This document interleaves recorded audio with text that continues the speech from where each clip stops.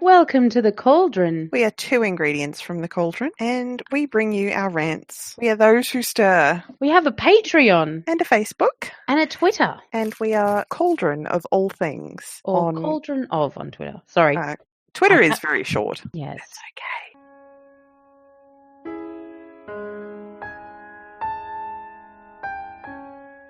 I'm annoyed. Why are you annoyed? Because I wanted it to sound better than Cauldron of. At Cauldron of. Yeah, but it couldn't fit things. And I couldn't write Cauldron things. That's okay. I'll let you change anytime you want.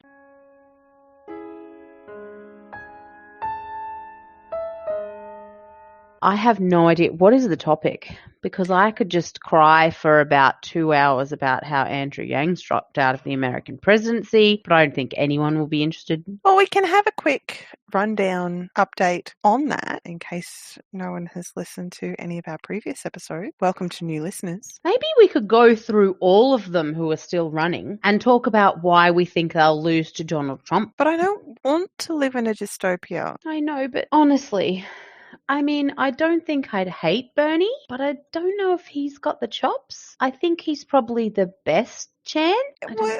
I don't know. I mean, maybe they're not going to live that much longer. Oh, are you hoping that they don't actually have to go against Trump for the next election? Because he comes under an unfortunate accident, maybe. I don't think we're lucky enough. No, I'm not that deluded to think that I'm lucky enough for that. But something else that we could talk about is also how broken the whole American system is with regards to their politics, because I found out how their caucuses worked recently. And or didn't.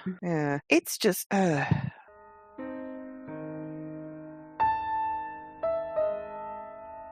Yes, wow. Let's do a rundown of how the caucuses are supposed to work and how they actually did work, because I looked at this in great detail.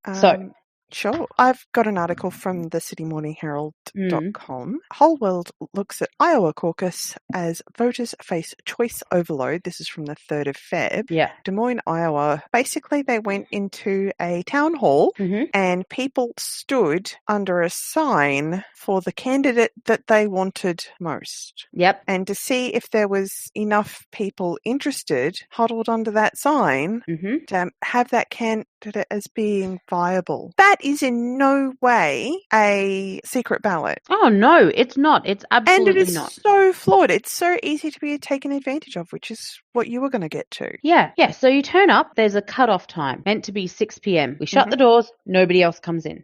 Here are all the signs for all of the candidates. You go stand there and you get counted. And in some cases, a guy stands in the middle of the room counting 1, 2, and they count manually. So sometimes these places have 50 people in them. Sometimes there's 2,000 people in them. They manually count while people are standing around. So you can imagine if there are larger areas, larger groups of people, you just literally have to stay there and stand there and be counted. Say there's 100. No way excluding people with disability who are unable to stand or wouldn't be seen in a crowd of people or unable to spend time with large groups of people. Shift work.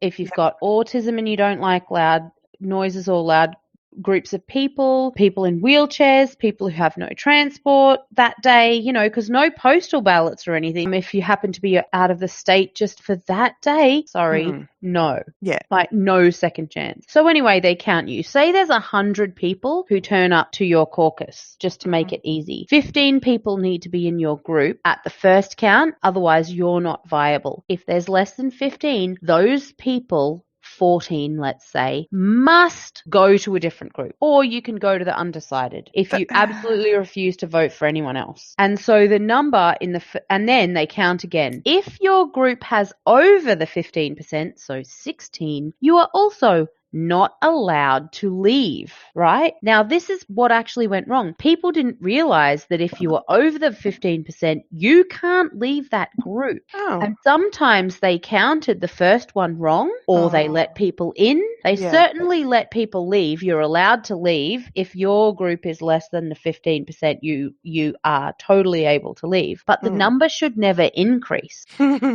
Also, say Elizabeth Warren got 32, that number should not be lower than 32. You can't leave your Elizabeth Warren group and go to someone else. So a lot of people thought, oh, that's fine. We'll just convince more people to come over to us. Yeah. Oh. So they tried to get more people over to their group to make them, viable. There's obviously a lot of negotiation going on because even before you get counted, you normally could have a look around and go, oh, we're prob's not 15% over here, so let's just leave now before they even officially count us, right, for the first counting. And then after you do that, say random place that has 100 people has 7 delegates. Yeah. You do this math and you're meant to allocate out the delegates evenly depending on who had the most. So I saw one worksheet on Twitter where there was 3.4, 1.7 and 1.7. And the delegates they had was 8 delegates. So if you think about it, 3.4,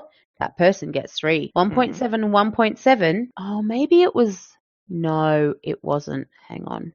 Are you mathsing wrong? No. I'm trying to remember the final delegate. I know it was 1.7, 1.7, and 3.4. And they had 3, 4, 5, 6. They had a total of 6 delegates. Yeah. Now, they didn't know who to give the final delegate to because obviously the 3.4 should get a delegate. And the 1.7 and the 1.7... Probably shouldn't. They couldn't get 2 each, so they flipped a coin. And they gave 3, 2 to one and 1 to the other. And then, there was one count where they had 6 delegates. A person got 2.7 and they got 2 delegates. And then another person got 1.9 and they got 2 delegates. And then another person got like 1.2 and they got 2 delegates rather than giving the last delegate to the guy who got like the higher point, whatever. So in fact, somebody with nearly around 3 still got 2 and somebody with around 1.2 still got 2. That's not equitable, people. It was a mess. The other thing was I also saw the first count, they either didn't count correctly or they let people come in because the first number of people was like there was 150 people there and then next minute there's 175 people and some people like, well, we only counted 150 because if you were standing in a group with less than 15% then you wouldn't viable and we didn't count them. We have to count everyone to do the math. Anyway, so it's not a secret ballot. You have to stand in front of your neighbours and tell them exactly who you're voting for. A lot of well, from what I understand from American television, there are many people, it is fairly common for people to have signs in their yard to say that they want to vote for somebody, whoever. And you'll see heaps of yard signs around Brisbane in the next few months because council. Not heaps, though. Well, I don't think. Some. I wonder if I should put one in my front yard. It was so funny. I went to the first one this year and I found out about it on the day and I was like, do I call? No, because it would have been like an hour's notice and I didn't want to like put that pressure on you. So I just went because I hadn't been paying attention to when it was. So I went along. I've been getting emails. Oh, there you go. Yeah, so I went along and there's this guy. He's like in his 60s and he's like, I went to all of the websites and the Greens is the only one who actually has decent policies. And he's like talking to us like, why doesn't everybody know about this? And we're all like, yeah, you've been listening to the mainstream media, haven't you? Don't do that. No. You read the internet and you looked at the policies and you realized that we're not a bunch of crazy people that they say we are. Amazing. Shocking and astounding. Yeah. I have dropped a link in the show notes about from Wikipedia about the 2020 Democratic Party presidential primaries. Why is my first page got nothing about the Republicans? Because there's people who are going up against Trump aren't really serious. You don't seriously primary an incumbent president on your side. Doesn't matter how terrible they are. You do that symbolically, not genuinely. Fair. Yeah. You know who I think has a good chance of winning, and this is sad because I really don't want him to get up? Who? Michael Bloomberg. Really? Yeah. Why? I don't think he's got much chance with the Democrats. Like, I hope he doesn't. Mm. But he is so cutting to Donald Trump. He has a wit, a cruel, vicious wit that would really get under Trump's skin. And he is like a big boy billionaire, not a I inherited my money and I've squandered it and I can't make a good deal at all billionaire. No. He's a I am this rich and I had a normal upbringing kind of billionaire. And he's much more wealthy. And also, he knows he has plenty of inside information about Donald Trump in New York being an absolute turd. And he will actually say, we know what you're like. We both live in New York City, and I know how many times you've gone bankrupt. I know. So don't come at me with you're a good businessman. You're a failed businessman who inherited heaps of money from his daddy and lost most of it by going bankrupt a bunch of times. You're a swindler and you're a fake. And coming out of his mouth, it lands so much better than when like Bernie Sanders do it. We're going to expose him for the charlatan he is. It's just politician-y. When Bloomberg says it, he's like, I know you're not a good businessman. You know, it's different. It's got a different tone. And because he's been there, done that. Yeah. Sort of thing. Yeah. It's like, hi, I'm from your social set. You're fucked. Yeah.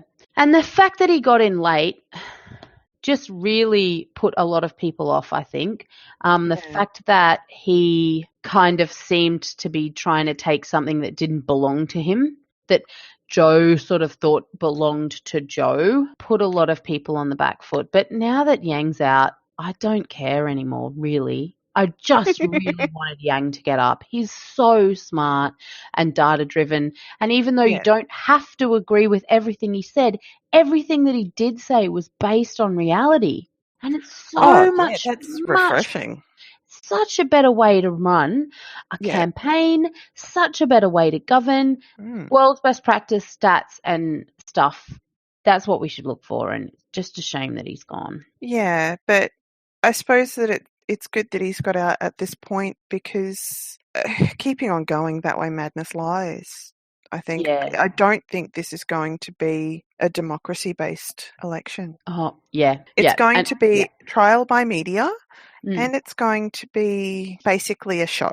And it's not even going to be a trial because whatever media you watch is who's the good guy and it's the opposite to the other media and they're the bad guy. And there's no like critical thought. Yeah, that's what's missing in media a lot. I'm like, journalists are supposed to be argumentative. They're supposed to look at all angles of a story. They're supposed to tell us background on stuff. And we're supposed to think about it critically and decide for ourselves how we're going to act and behave. But we don't because we're morons. You know what? I want to just put this out there and challenge Rupert Murdoch. Hey, Rupert, do you want to prove that you're the most powerful man in the entire world? Ooh, you can do it. You can do it. All you have to do is ring up all of your editors the world over and tell them to start reporting that climate change is caused by humans. 2 years. And every single country in the entire world will finally start doing something about climate change, and you will definitively have proven that you control people everywhere in the world. Why not give it a go, mate? I like it. You're evil. I've been a bad influence on you, and I'm not sorry. Doing my job has also been a bad influence on me. I just hope that I'm being subtle enough whilst I'm trying to make the people in my care rebels. Rebel in their own lunchbox? Yeah.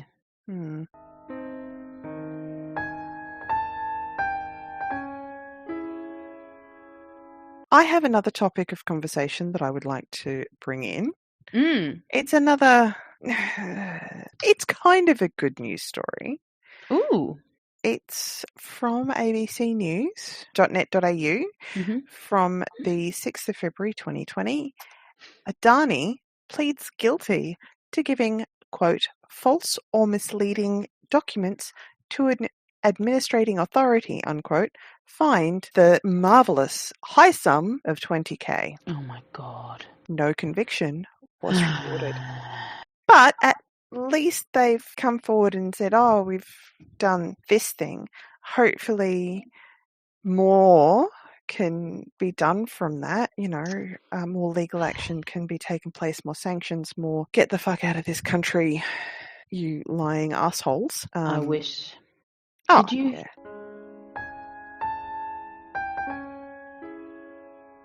Did you hear about the secret group of Labour people who are meeting behind the backs of blah, blah, blah? It was on Channel 10. Hang on. I don't watch free to air, no. I don't know why I caught it. Labour MPs meeting in secret at Canberra restaurant, right? Because Scotty from marketing was getting too much heat. Yeah. So Sky News, Sky had to start reporting about these secret people meeting behind the backs of blah, blah, blah, blah, blah. Because they like coal. Oh. So, what they actually Coal like is the future. What they actually like is the money that they have been given from the coal lobby. Mm-hmm. And they're chumps. They're never going to get as much money as the LNP. No. Give them the middle finger and actually be a human. Yeah, so because we can't continue reporting on the sports rort, and we can't continue reporting on Scotty going on holidays during the fires. So even the fires are over now. Yeah, because the rain came and put them out. With a flood. Thank you. Yeah, with a flood. Welcome to Australia. Fudge. This is normal. Oh, cool and normal. Yeah, so now they're just, oh my God, it was a sting operation. And the Labor members went out and said, no, we're just having a chat. Yeah, we're just talking over issues. We're getting together and talking. And it's behind their backs. They've gone to a restaurant and none of them have scampered away afterwards. They've gone and they've said, we were having dinner together. Yeah. Now, people don't have dinner together. People don't do business meetings in public with food. What are you talking about? Yeah. But apparently they're like, we like the coal miners. Let me tell you, coal miners, that you are being lied to because Adani is going to have up to 1,000 jobs only while it's being built. Yeah. And then they have told their investors directly that is going to be a fully automated mine. So not only do we not have jobs, we don't even have income tax to collect them because you do not collect income tax from robots. No. And we don't have the resource rent tax because that was gutted by the mining companies that wrote it for Labor. You can't hear me rolling my eyes, but yes, that is what I am doing. My eyes hurt because I'm rolling them too hard. It's just such bullshit. Yes, that is an excellent word for it. I shouldn't swear, should I? Wait, do we swear? Yes, we swear. Okay. I listened to one of our back episodes and I swear a lot. You make me look bad. Oh, hang on. I mean, I'm not the biggest swearer. It's amazing. No. You are by no means the biggest swearer. Crack it out. Wow. I cool. look like I have zero vocabulary. I mean, 3 vocabulary? Yeah. It's a bit concerning. You must have been mad that day. Probably. I don't remember which episode it was, but I just let fly.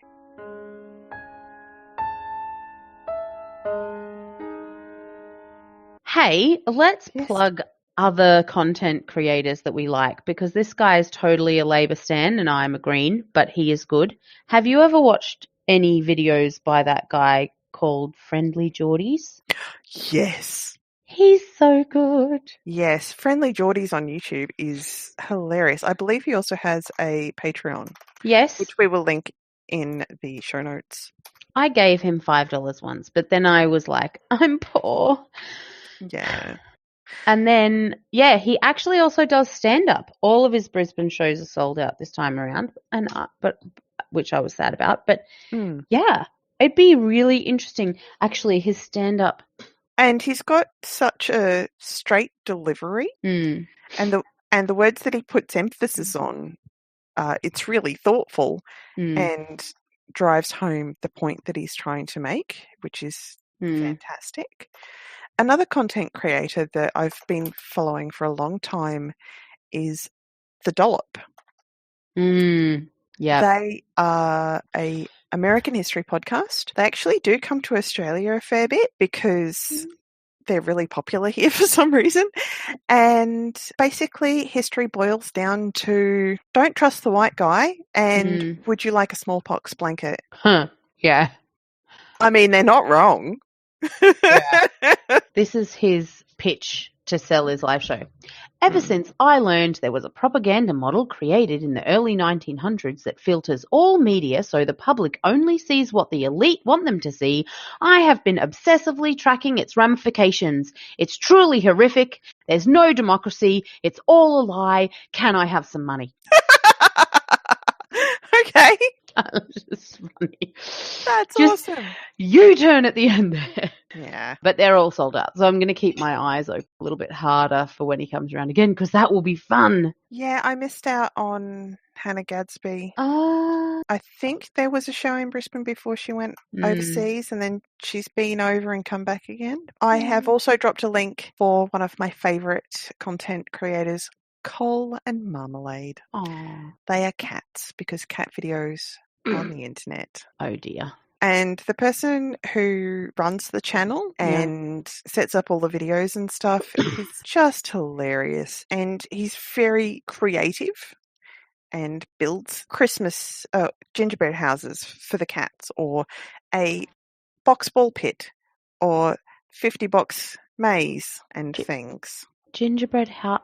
Unedible gingerbread houses or edible gingerbread houses? Not edible. It's not actually a gingerbread house. It's made from cardboard and glue and paper and things that cats find interesting. That sounds But it's like scratching posts and fake grass and all that sort of good stuff. Cool. Yeah. Cat. It's the best. Well, I mean, it wouldn't be the internet without cat videos, really. True. There's this thing on Netflix, did you see? Don't Fuck with Cats. Have you seen that? Oh, yeah, I have. It was a bit horrendous. I watched what this person did. But it was kind of interesting how people who don't exist got together and found him, and I think he's been brought to justice. Oh, that's good. By the end of it. I didn't watch it. I just saw the promo and I was like, that is the rule. Yeah, but cats are good. It started out with animal cruelty and escalated. Oh, okay. Yeah.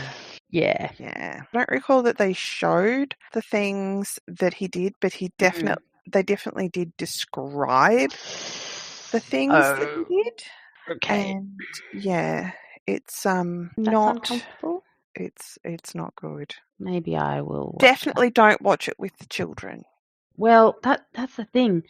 If it's not with the children, then it's late at night, and that's not necessarily good either, so it cuts down the appropriate sort of times. I suppose you wouldn't be able to watch it at work at lunchtime either, because it's... I mean, they don't show a lot of what happens, but some of the images could be viewed as questionable. If you're there are acceptable things to do in my workplace, and watching videos in my own time would not be seen as acceptable. Why not? Because nobody else does that, and it's just a feeling I have. But I can wear headphones and I can listen to music while I work. But if I was to be having lunch, I should be probably in the lunchroom conversing with my fellow colleagues. And I don't want to do that. So I just stay at my desk and listen to music. And sometimes I do something that appears to be work, but in fact isn't, like write, like write a 26-page document that's approximately 10,000 words, but it's probably going to end up being approximately double that by the time I finish everything. Yeah, that would be fine because it would appear to be work. Yeah. I hate the needing of seeming to be doing the appropriate thing. And that's how I get to cosplay an adult. Yes. Because I can walk the walk and talk the talk, and I can dress and present as a responsible adult.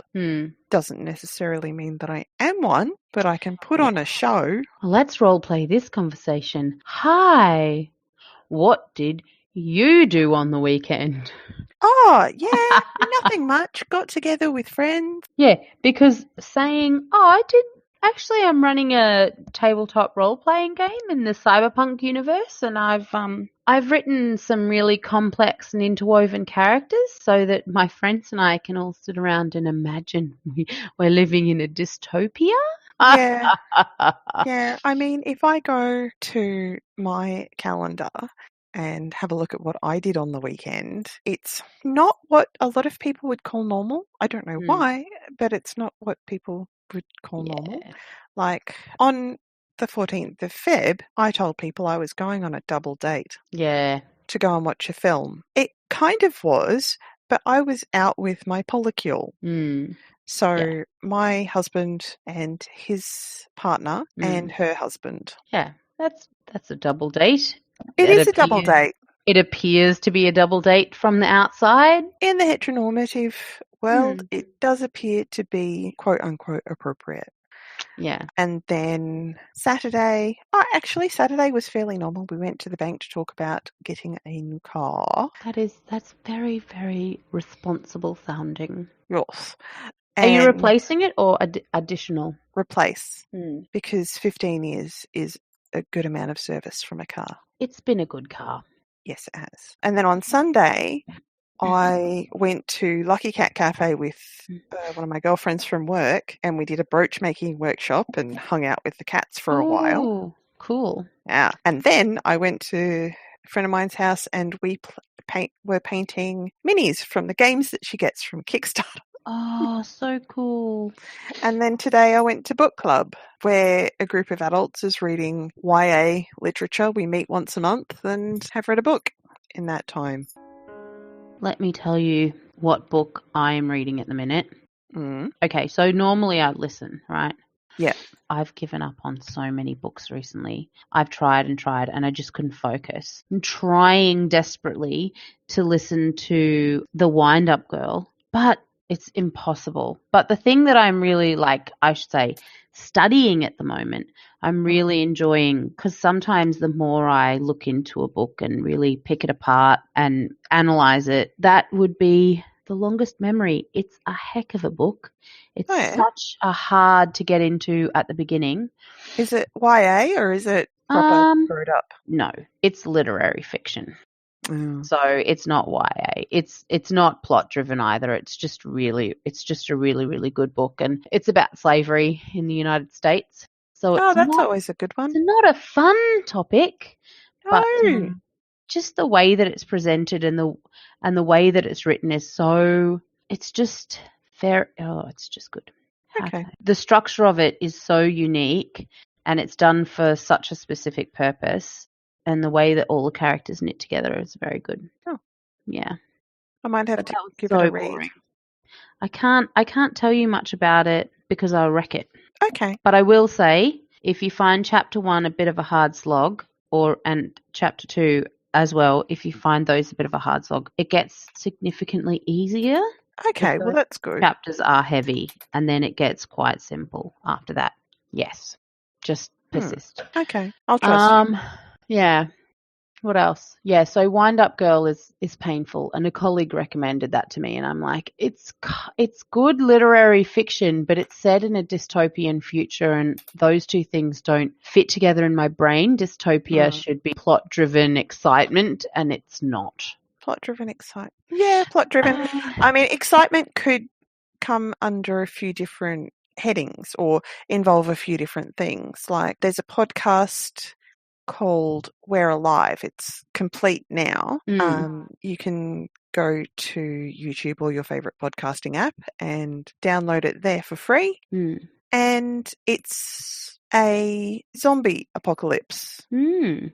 fiction, and it's a radio play. That's cool. Similar to War of the Worlds, something like that. More like World War Z, Yeah. Okay. because there's a main narrator who's asked all the people around him to write their experiences down as a journal, Oh, that's and he cool. collates it, but the stories are told in their voice. I like it. Yeah, that's cool. And so there's conversation and stuff that have been included that wouldn't necessarily be included if you were just writing Yeah, that's cool. the journal for yourself. So over the past couple of years, mm. what is one book that you've read that you're like, that was so cool, I need to recommend that to all of my friends, it's just stuck with me, popped Scythe. out? Scythe?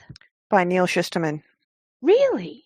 Yeah. Isn't that a series? There's one book called Scythe, but Yeah. there is a series. So is that the first one of a series? Yeah.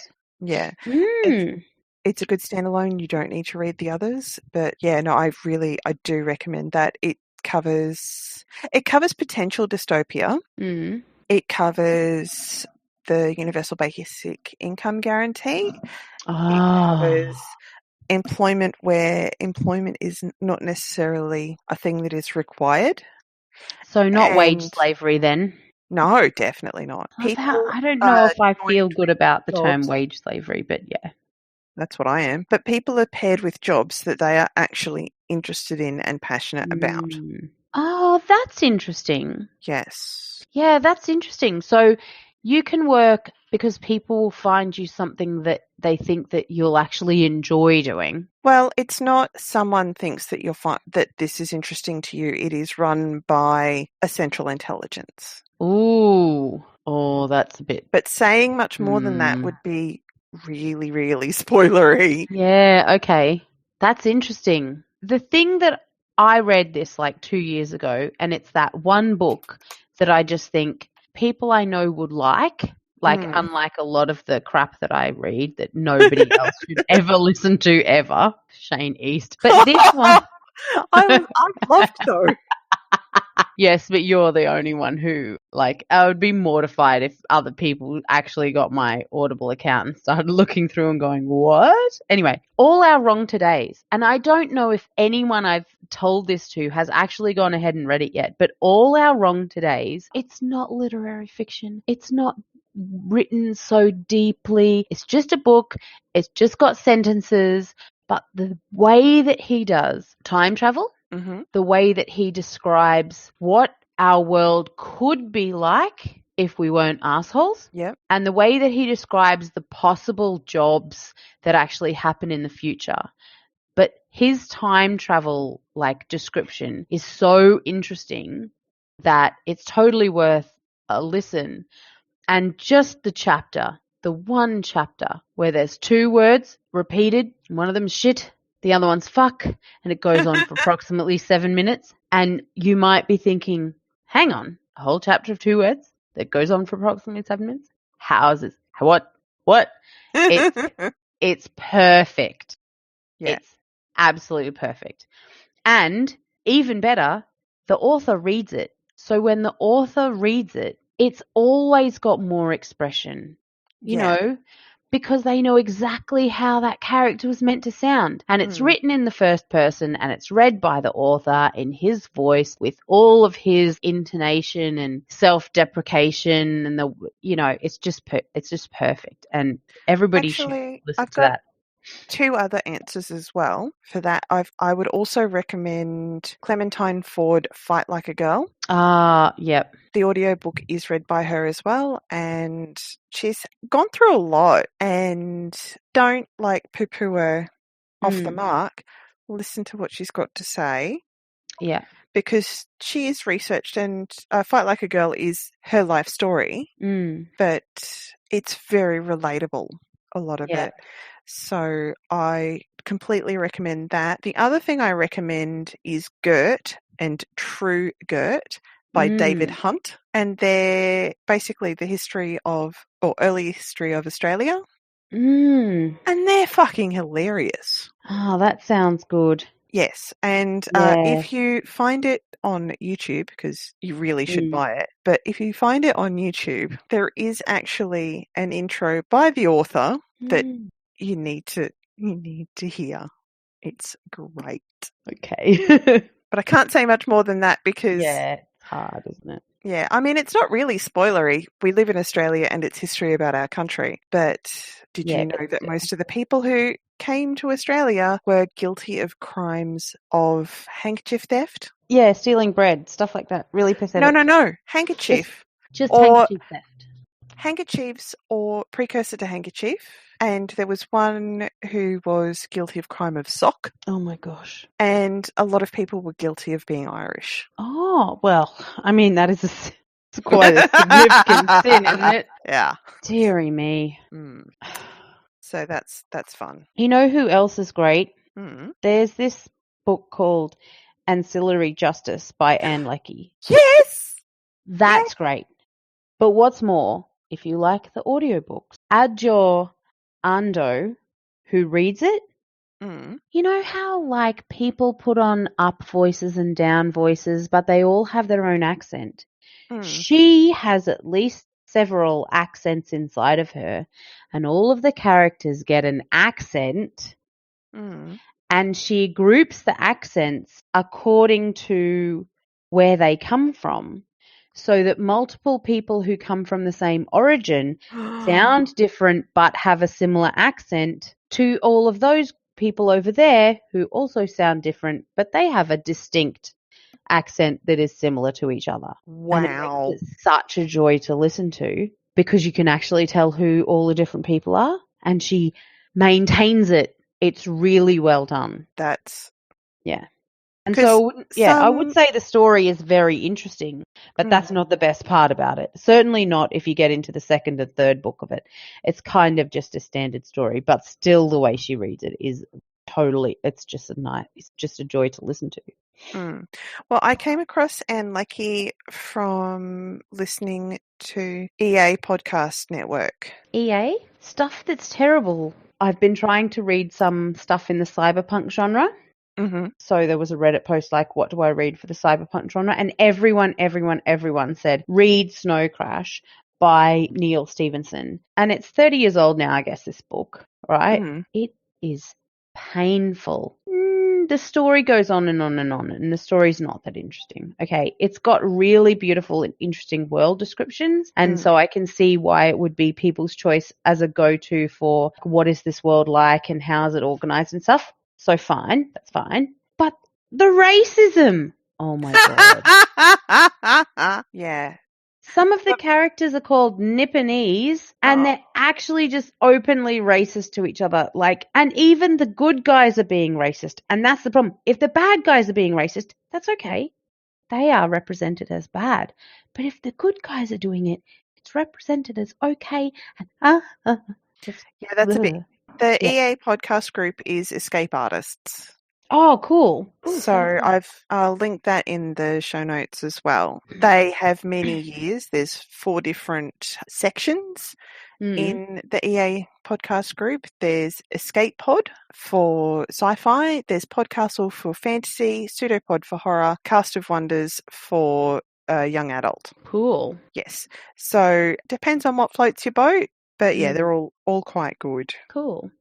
Yes, and it's a free podcast system, but they do accept Patreon donations, as do we. Nice. And the thing that I am reading right now is called The Graces.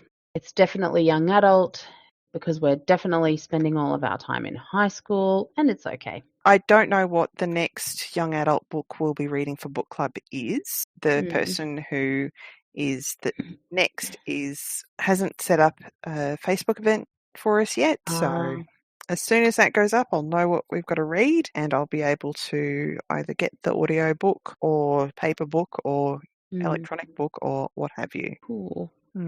I seriously started to listen to approximately 20 books over the past couple of days and went, nah. Well, they're Yeah. mostly on Scribed, and Scribed's collection of books are not that great, hence why they're on Scribed. Are And they free? I just have to pay like about $9 a month, and then I can listen to plenty of things. And Oh, okay. at the moment, it seems quite limitless because normally I can only listen to one thing for more than 5 or 10 minutes and it cuts me out from listening to everything else. But right now I've listened to that for 2 hours. I didn't finish. Fell asleep while listening to that one. That was like 20 minutes. That was like 20 minutes. That was like, I'm 20 minutes in. I have no idea what's happening and I don't care. Delete. Yeah, that is a problem with Mm, some books, some authors, some readers. yeah. But I guess it just depends on your taste and where you're at it, what your stage is, I guess. Because sometimes I just don't have the patience to listen to books. Mm, So I'll just listen to music. But sometimes it's all of the true crime podcast all of the time. mm. There's also Welcome to Night Vale, which is quite good. Free podcast series. It's really odd. Mm. And I definitely recommend people give it a listen. It doesn't matter where you pick it up. Yes, there's lots of that. I've got so many podcasts in my list that I I'm not going to. I should unsub from many of them. Yeah, I got a new phone, and so I downloaded a different podcast aggregator to what I had been using. And so I had to start again. But that's okay, because there was a lot of podcasts that I had in there that I was playing because I felt I had to. Which is not why you should be listening to a podcast. And there was a couple that I just had on my list that were there because I'd been there since the beginning. And that's not a reason why you should have a podcast on your list. Yeah, I subscribed to like a couple just because Andrew Yang went on them. I was like, that's the only reason I listen to you. So I'll just go and unsubscribe from that right now.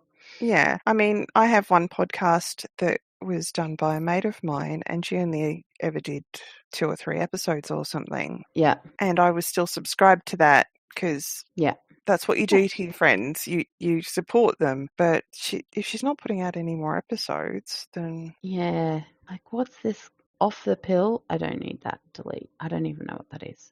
Sometimes I also get stuff in here that's like, oh, this is a book podcast. I don't generally listen, but it did that one book that I was interested in. So, I'll that subscribe. one. Yeah. My husband, it's great. You should listen to it. It's amazing. Okay, but you know what? You like it. It's good. I don't really like it. Yeah, you and your husband have different tastes, and that's okay. I really want to like that because I liked the book that he wrote.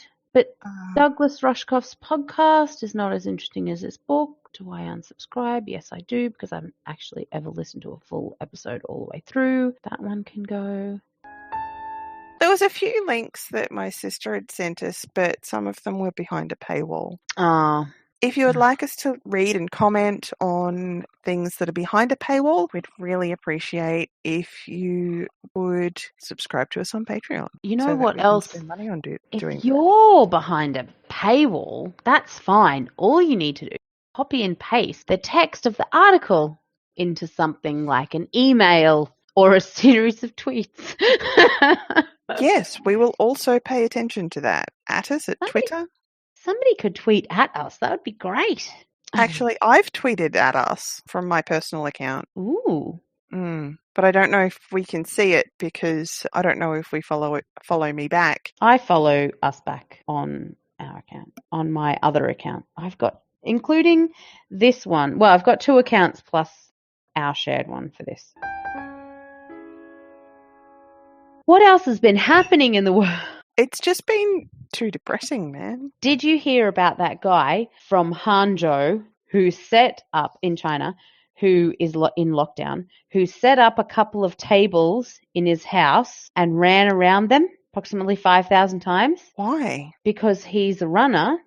He does marathons. He was sat in his home. Conditioning. Yep. So he ran around and round and round and round and round. Yeah, like 5,000 times or something. He actually did approximately a half marathon in his house. Nice. Yeah. Well, I suppose a running like a treadmill wouldn't have the same sort of... I mean, He's probably too poor for a treadmill. Probably a very expensive item in China. He's wealthy enough to have a house that he can stand on the floor in. Probably spent all of his money at it. I don't know. It might be his parents' apartment. But the thing is, though, here's the thing. He's not going to be able to actually go out and purchase himself a treadmill at this time. No, this is true. And in the past, he would have just been running outside all the time, so he never would have had one. But now he can't. He doesn't have a treadmill. He's running around. I assume that he actually turned around and went the other way a bit, because otherwise you would get one hip really sore because of all the turning. Well, if he set up 2 tables, I imagine he'd do some kind of figure 8. Yeah, I wish I could actually get like the WeChat, because he apparently posted a few videos of his setup, but they just showed screenshots of that on the article I read from the ABC. Did you see? Hang on. God, no, don't hear it, Jimmy. Herald Hello, Sun. cat. Go away. Thank you. Sorry, Spooky came up to visit. The Herald Sun being racist. Chinese virus. Pandemonium. Oh, far out. Yeah. It's a day that ends in Y and the Herald Sun is racist. Yeah. Thanks, Rupee. It's 2020 and yet we have ridiculously racist headlines around the coronavirus. Yay! Well, in Korea, it was reported that Chinese Koreans were being discriminated against as being dirty because of this coronavirus. It's just mad. Like, this is not a genetic discriminatory disease. No. I've actually been calling people out. I've called 3 people out so far for making jokes about it. Good. Yeah, because that's not funny. No. And, okay, we might laugh next year when 200 people a day aren't dying. Yeah. But can we wait? Yeah. Please? Because not yet. Because too soon, guys. Too soon. Thousands of people are still getting infected every day. It's not okay to start laughing at this now. No. And, yeah, too many of the jokes that I have heard edge into racism because we are not being respectful of the death. And not only that, but because a few people are like describing people as at these areas and how we get it as dirty and like their fault. No, and just no, you know. That's not how disease works. I mean, honestly, it's 2020. We know how disease works now. We often do get these mutating out of animals, and the bat thing is probably accurate, right? Probably came from eating bats or something like that and then mutated. Yeah. But it also just comes from living so closely together, and everybody likes medium rare steak. Just because you like medium rare steak and we all think that like well done chicken is the thing. It's actually cultural over there that you cook your steak all the way through and you have medium rare chicken.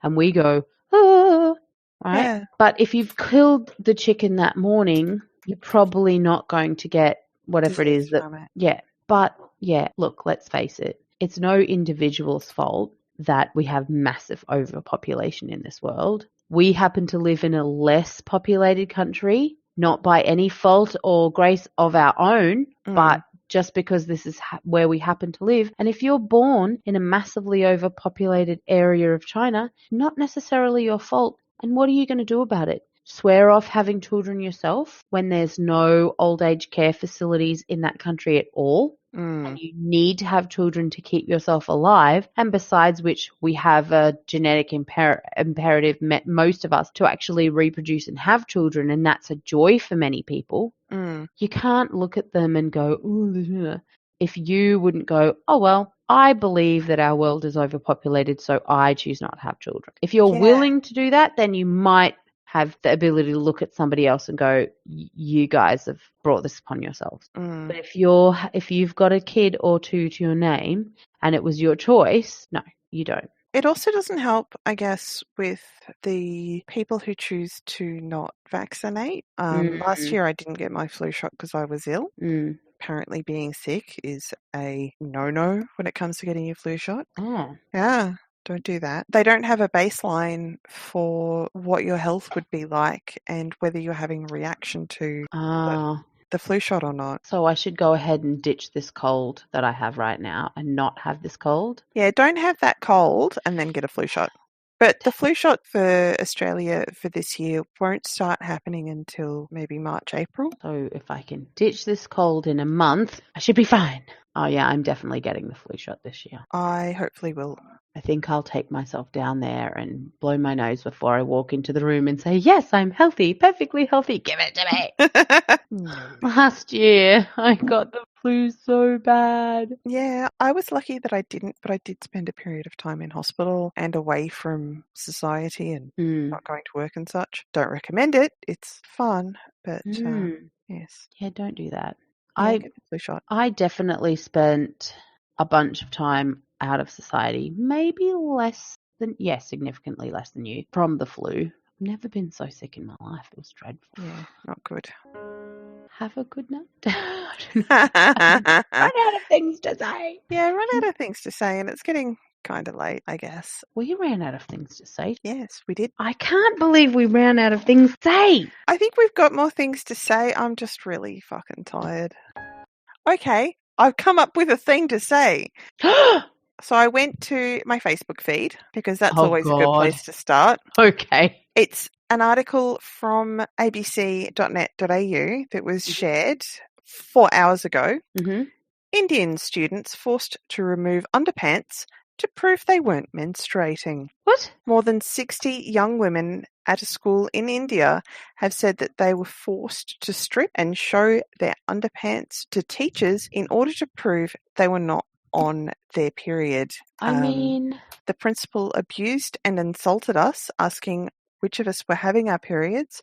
2 of us who were menstruating stepped aside, said one of the students, as quoted by the Hindustan Times. Despite this, we were all taken to the washroom. There, female teachers, well, at least it was female teachers, asked us to individually remove our undergarments so they could check if we were menstruating. What are you supposed to do if you're menstruating? What, not go to school or something? Potentially. Menstruation is still stigmatized in... Not allowed to enter the temple and kitchen, socialize, or touch other students, or sleep inside the hostel, according to... Wow.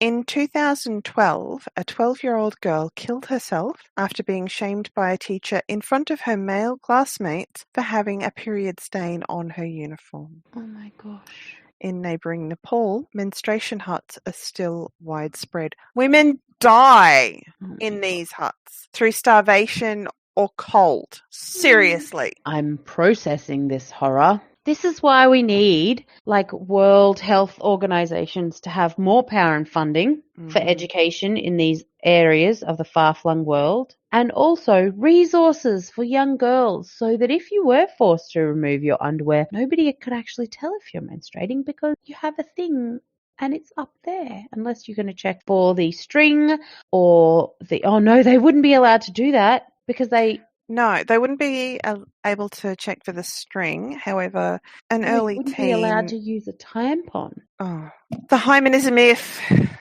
I mean, yes, I get it, but not to them. Yes, I've read all of those articles too. It's very hard to get good data because the only people who really talk about it are the people who still believe in it. Yeah. So it's hard to get good information and actually read up on it because if you do search for it, you'll find all of the people who still believe in it writing about it on the internet, not the people who are describing it as a myth. Maybe if you went straight to university and health periodicals and stuff, but I just Googled when I did that research and it was not pretty. There was recently a TED Talk. Hymen, as a noun, is described as a membrane which partially closes the opening of the vagina and whose presence is traditionally taken to be a mark of virginity. Virginity is also just a fucking construct. Yes. Did you see there was the study that they did where they asked a bunch of doctors in the UK to declare if a woman,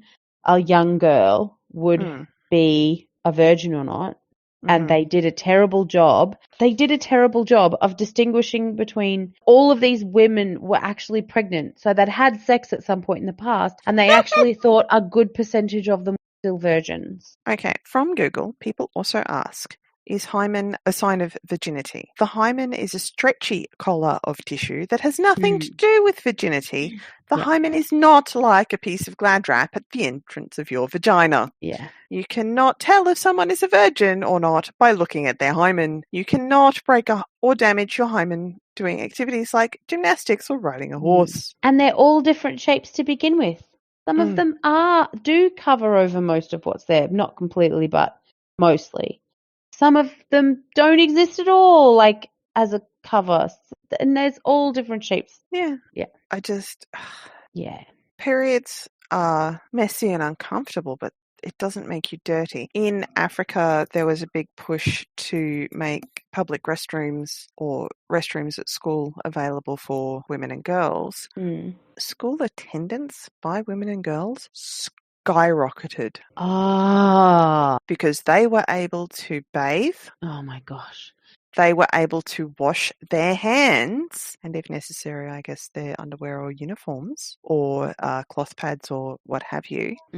It's just like, seriously, that is so revolutionary, and it's incredibly disappointing that is a revolutionary act. Just so, can you imagine back in the day when there was just really uncomfortable and impractical solutions to this problem, and you weren't allowed to leave the house or like interact with society in any way for a week, a month? What a waste of a good brain. I know, right? You know, if you read Jane Austen book and any of those like feminist writers around that time, the Bronte sisters and stuff, there is such a deep frustration and anger that boils under everything that they write, because you can tell they're just like, everybody is treating me like an idiot. And gaslighting works.